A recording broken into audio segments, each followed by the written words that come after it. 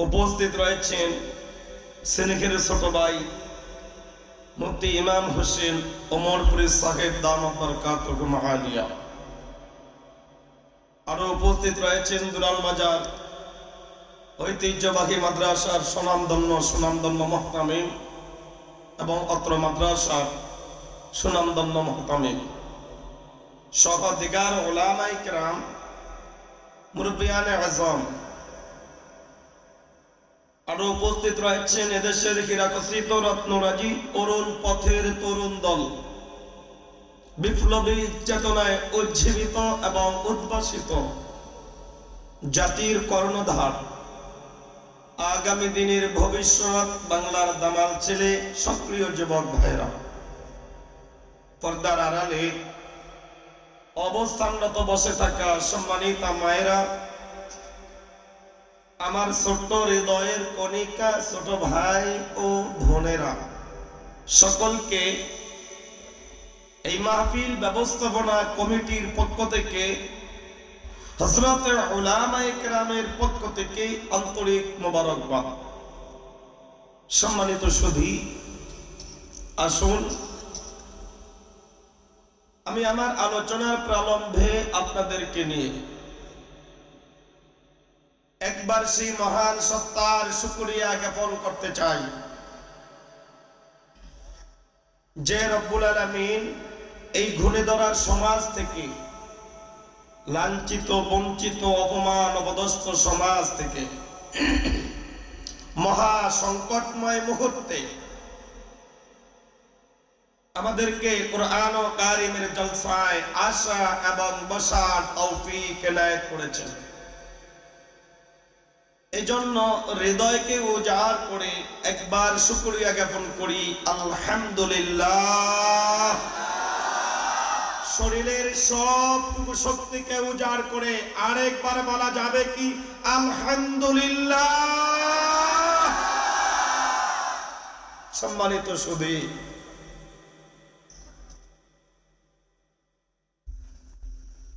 একটি কথা স্পষ্ট, 1971 সন থেকে অদ্য পর্যন্ত আমরা যে বৈষম্যের মাঝে দিন কাটিয়েছি, 2024 ছাত্র গণ অভ্যুত্থানের মধ্য দিয়ে কিছু আংশিক বৈষম্য দূর হইল, পুরোপুরি বৈষম্য এখনো দূর হয় নাই। এই বৈষম্যের বীজ আমাদের মতো কিছু উলামায়ে কেরামের অন্তরের ভিতরে রয়েছে। এরা বিগত দিনে স্বৈরাচারের দালালি করছে, এখন আবার আরেকটা দলের দালালি করার চেষ্টা করছে। এইটা কখনো তাদেরকে বাস্তবায়ন করতে দেওয়া যাবে না। বলতে চাচ্ছিলাম, কি রাগ করছেন? প্রথমে হযরতে উলামায়ে কেরাম থেকে বললাম, এরা বিগত স্বৈরাচারের জগতে তাদের কাঁধে ভর করে এই দেশটাকে বৈষম্যের দিকে ঠেলে দিয়েছেন। এখনো সেই উলামায়ে কেরামরা বিভিন্ন জায়গায় ছড়িয়ে ছিটিয়ে আছে। যদি কোনো হযরতে উলামায়ে কেরামরা কোরআনের ময়দানে আসে, ব্যঙ্গে ব্যঙ্গে কয় এই তো করবো ওয়াজ, এবারে তুই কর, এবারে তুই কর, কথা বলে না, তুই কর বলবে না। এই বৈষম্য এখনো দূর হয় নাই। দ্বিতীয় বৈষম্য হলো, স্বৈরাচারের আমলে দেখেছি মানুষের জমিন থেকে হাঁস মুরগা কাটিয়ে নিয়ে খায়, জমি জবরদখল করে, একা একা যদি পায় এমন মারা মারে, মারে জীবনে কেউ করতে পারবি না, 50,000 থেকে 1 লক্ষ টাকা দেয়। এইটা এখনো দূর হয় নাই, আর এটা চলতে দেওয়া যাবে না। বুঝতে হবে, স্বৈরাচার যেই কারণে দেশের থেকে বিদায় নিয়েছে, ওই একই কায়দায় যদি আবারও কেউ আসতে চায়, তার পরিণতি ওই স্বৈরাচারের থেকে ভয়ঙ্কর হবে।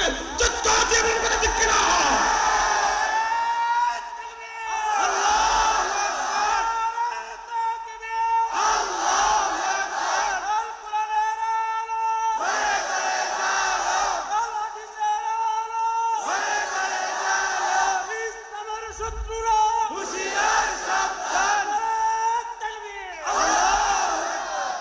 সম্মানিত ভাইরা, এই বৈষম্যের মধ্যে আরেকটা বৈষম্য আছে, কিন্তু ওই বৈষম্যের লজিক আমরা বুঝি না।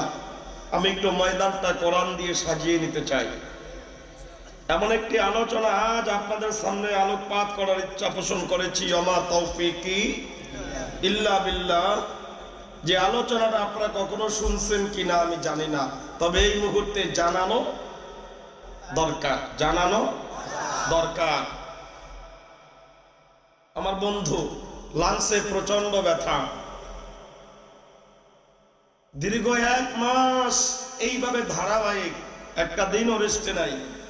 গতকালকে ছিলাম মির্জা খালু খাসমগল বাজার, তাও শেষ দিন। আজকে এখানে, তাও শেষ দিন। আগামীকালে লেত্রা, তাও শেষ দিন। এরপরের দিন ইলিশা, তাও শেষ দিন। এরপরের দিন ভেলুমিয়া, যেখানে আমাকে অ্যারেস্ট করা হয়েছিল 2014 সালে, ওই ময়দানে, তাও শেষ দিন। তারপরের দিন মানকা বাজারের উত্তর পাশে রাস্তার পশ্চিম পাশে একটা কমি মাদ্রাসা আছে, মানকার হাট রাস্তার মাথা, ওই মাদ্রাসায় হয়তো 30 তারিখে একটু রেস্ট নিতে পারবো কিনা তাও জানি না।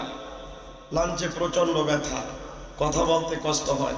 আমার কথাগুলো কি বোঝা যায়? বোঝা যায় কি? একটা স্লোগান, এখনো বৈষম্য দূর হয় নাই। ওই বৈষম্যমূলক স্লোগানটার বিষয়ে আলোচনা করার আগে আমি ব্যক্তিগতভাবে আপনাদের সাথে একটু কমিটমেন্ট করে নেই। কি কোনো সমস্যা? আচ্ছা, এই যে এখন তো বিদ্যুৎ আপনাদের অত্র অঞ্চলে নাকি? যখন বিদ্যুৎ ছিল না, সৌর বিদ্যুৎ ছিল না, তখন মসজিদের মাইকে কি আজান হয় নাই? কিভাবে হয়েছে? ব্যাটারি দিয়া। হ্যাঁ, এই হক কথা কইছে, ব্যাটারি দিয়া। আচ্ছা, ব্যাটারি চার্জ কি আজীবন থাকতো না, শেষ হইতো? তো শেষ হলে কি করতেন? হ্যাঁ, বাজাতেন যে ভাবা এককালে সোদা, এককালে আবার কিছু বোঝে না, ছোট নাম কেতা বালা এককালে বাজাতে চার্জ দিয়ে কেমনে। তাহলে বাজারে যদি আপনি ব্যাটারি চার্জ দিতে নিতেন, দোকানদারকে অবশ্যই আপনারা জিজ্ঞাসা করতেন যে ব্যাটারি নিব কতক্ষণ। দোকানদার কি বলতো? চার্জ লইব যতক্ষণ। কথা ঠিক না? কথা ঠিক না? আল্লাহর নবী বলেন যে মানুষ 3.5 হাত বডিটারে পরিচালনা করার জন্য, বিদ্যুৎ স্পুলিং তৈরি করার জন্য, বিদ্যুৎ স্পুলিং তৈরি করার জন্য মানুষের শরীরের মধ্যে একটা ব্যাটারি আছে। আল্লাহর নবী বলেন, ইন্না ফিল জাসাদি মুদগা, মানুষের শরীরের মধ্যে ছোট্ট একটা গোস্তের টুকরা আছে, ওইটাই হইল ব্যাটারি। ওইটার নাম হলো আলা বখিয়াল কলব। আলা বখিয়াল কলব। ওই কলব নামক ব্যাটারিটা যদি ফিউজ হয়ে যায়, এই ব্যাটারি আপনি চার্জ দিবেন কোথায় নিয়ে? এই জন্য আল্লাহ রাব্বুল আলামিন বলেন সূরাতুল আনফালের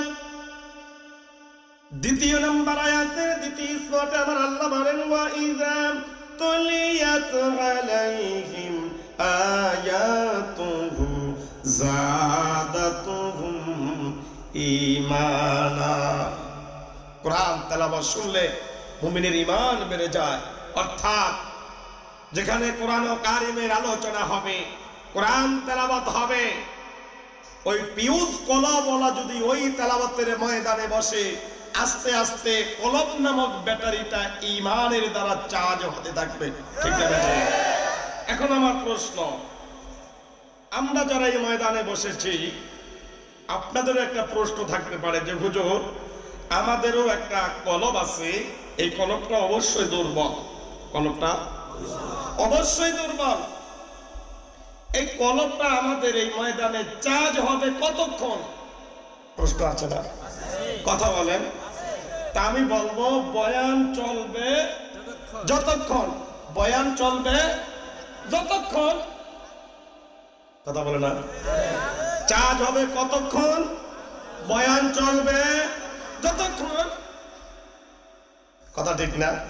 আচ্ছা, এই যে অটো রিক্সাগুলো আছে না, এই অটো রিক্সাগুলো সারাদিন চালায়, রাত্রে গিয়া চার্জে বসায়, অফুরন্ত অফুরন্ত বোঝেন, মানে পুরোপুরি চার্জ হয় নাই।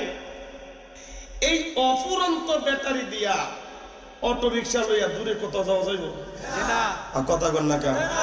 ও কি অটো বন্ধ হয়ে যাবে না? তাহলে এই ওয়াজের মাঝখান দিয়া যারা অফুরন্ত ব্যাটারি চার্জ না করে অফুরন্ত নিয়ে চলে যাইব, এই ইমান নিয়ে দীর্ঘ একটা দিন চলা যাবে? আরে কথা কন, চলা যাবে?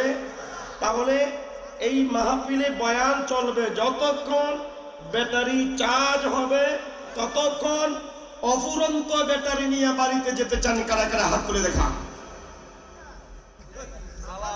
আল্লাহু আকবার, লিল্লাহি তাকবীর। আমরা তাহলে পরিপূর্ণতার সাথে ব্যাটারি চার্জ করে বাড়িতে যেতে চাই ইনশাআল্লাহ। কি রাগ করেছেন?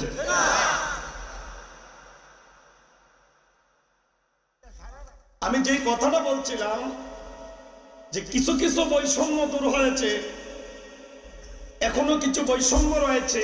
আর এই বৈষম্যের মধ্যে স্লোগানের মধ্যে একটা বৈষম্য আছে। সেই বৈষম্যের যে লজিক, স্লোগানের যে লজিকটা, এটা আমরা বুঝি না।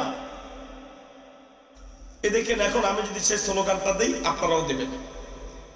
কোরআন আছে যেখানে, এইটি বৈষম্য, এইটি বৈষম্য। বলে হুজুর, এটা আবার কেমন কথা? কোরআন তো বর্তমানে যেখানে থাকা দরকার সেখানে নাই, তো কোরআন কই আছে? ওই মক্তবের তাকে তাকে পড়ে রয়েছে নাকি? ওই মসজিদের তাকে তাকে পড়ে রয়েছে। তা আমরা কি স্লোগান দিলাম? কোরআন আছে যেখানে, তো কোরআন তো মক্তবের তাকে, তো কি লাভ হলো? স্লোগানটা এরকম হবে না। স্লোগানটা হবে কোরআন থাকা দরকার যেখানে, আমরা কোরআন নিয়ে যাব সেখানে। এটা হলো সঠিক।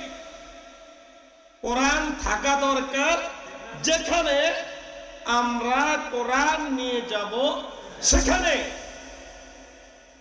সুতরাং 1400 বছর পূর্বে কাফেরদের সাথে মুসলমানদের যে যুদ্ধগুলা ছিল, এই যুদ্ধগুলার মূল কারণ ছিল কোরআন যেখানে রাখা দরকার সেখানে কোরআন পৌঁছানো।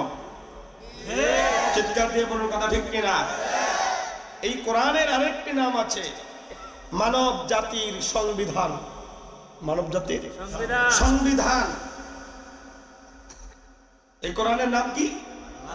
মানব জাতির সংবিধান। সংবিধান কোথায় রাখা হয়? সংসদে। সংবিধান কোথায় রাখা হয়? সংসদে রাখা হয় সংবিধান।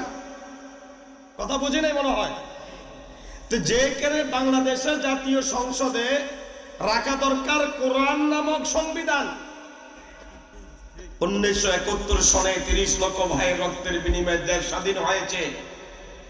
শতকরা 95% মুসলমানের বাংলাদেশে ওই সংসদ ভবনে মানব জাতির সংবিধান মহাগ্রন্থ আল কোরআন না নিয়া মানব রচিত সংবিধান দিয়া অদ্য পর্যন্ত দেশ রচনা করে। আর এই দেশ রচনা করার কারণেই 1971 থেকে অদ্য পর্যন্ত বাংলার মানুষ স্বাধীনতার পর্যন্ত পৌঁছতে পারে নাই। স্বাধীনতার নামে বলি দেয়, পরাধীনতার মাঝে মানুষ জীবন কাটে। তাহলে মানব জাতির সংবিধান মহাগ্রন্থ আল কোরআন আমাদের